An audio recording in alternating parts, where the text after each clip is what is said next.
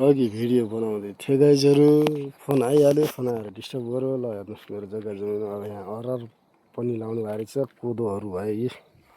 आहा कति राम्रो कोदो हो यो। यसलाई पकाएर चाहिँ नि गरे वास्तवमा पछि मिर्र मारेर पारेर पिसेर ढिँडो पनि खान मिल्छ, रोटी खान पनि मिल्छ र यसलाई छ्याङ बनाएर मजाले खानु पनि मिल्छ है। छ्याङले पनि धेरै फाइदा गर्छ यो कोदाको। ल मेरो मकै बारीमा हेर्नु त यस्तो छ सकुशल। हेर्नुहोस् यस्तो पाराले पनि कहीँ हुन्छ त।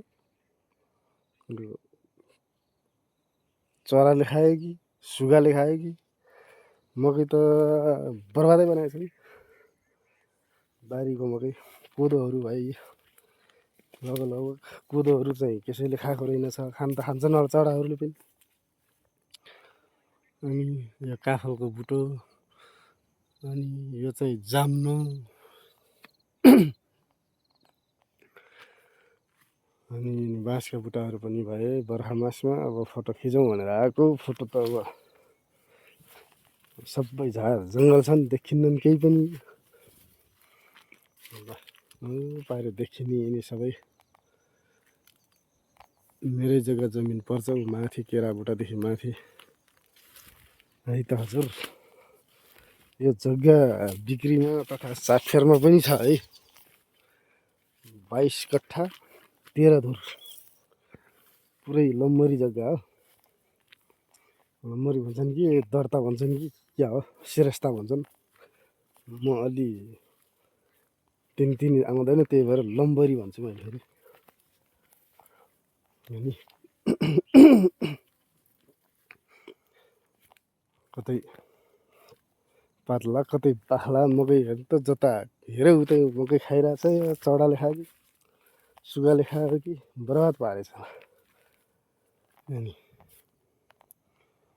यतातिर अलिक परसम्म के छ हेरौँ। झाँसी मात्र रहेछ, पोइन्टरहरू लगाएको पुरा सबै भिजिसक्यो।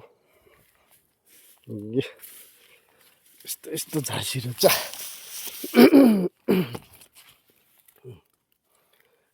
यो बारीमा पुरा अदुवा थियो, अहिले अदुवा यहाँ रहेनछ। अदुवा चाहिँ यो चाहिँ मेरो गाडी मोटर हिँड्ने बाटो हो। अनि यो तल पाइको माथि पाइको यो सबै जग्गा मेरै हो। हेर्नुहोस् आरुको बुटो अमिलो पनि फलेर ठुला ठुला भइसकेका छन्। अब दसैँ तिहारमा खाने भइहाल्छन् होला। झाँसीले यहाँ उक्लिनेसँगै रहन्छ।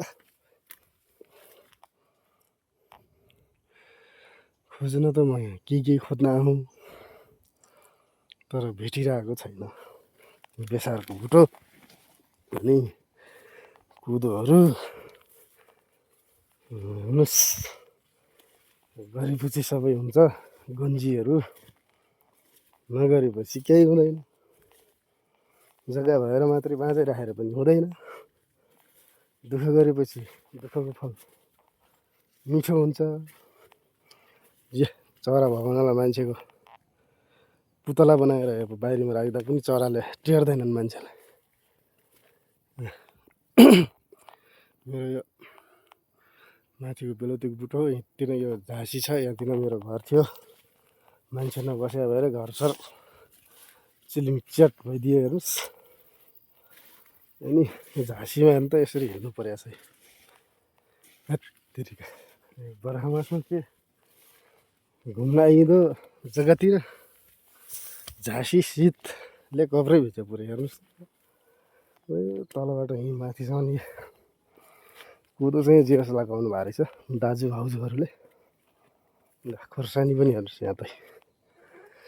अब माथिबाट पनि हेर्नुहोस्, अघि तलतिर गएको थियो नि उतातिरको भिडियो।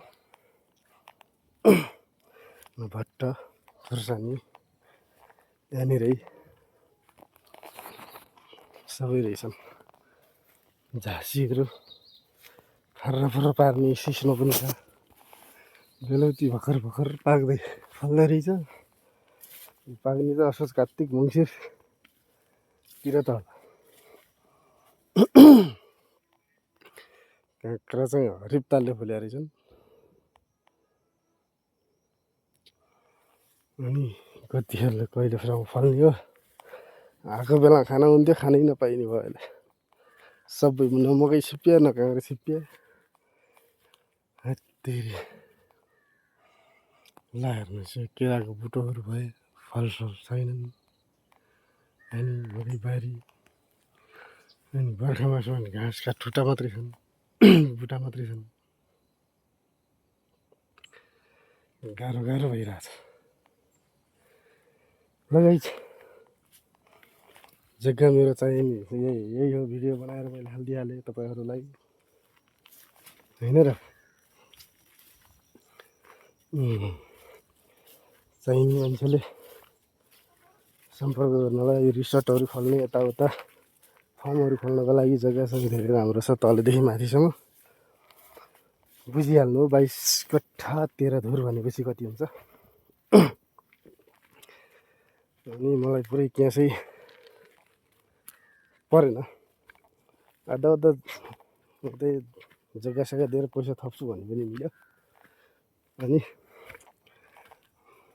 अब उब्जनी सबै भइरहेछ हेर्नु भएको छ क्या लगायो के नै भन्दाखेरि अरहरहरू दाल खानको लागि अनि जग्गा धेरै छ खिचेर साध्य छैन तर मेन ठाउँमा मैले खिचेर हजुरहरूलाई हालिदिइरहेको भिडियोमा यो चाहिँ बुझ्दै गर्नुहोस् हेर्दै गर्नुहोस् भिडियो लाइक कमेन्ट सेयर पनि गर्दै जानुहोस् मेरो भिडियोलाई हजुरहरूलाई धेरै धेरै आग्रह गरेँ मैले अनि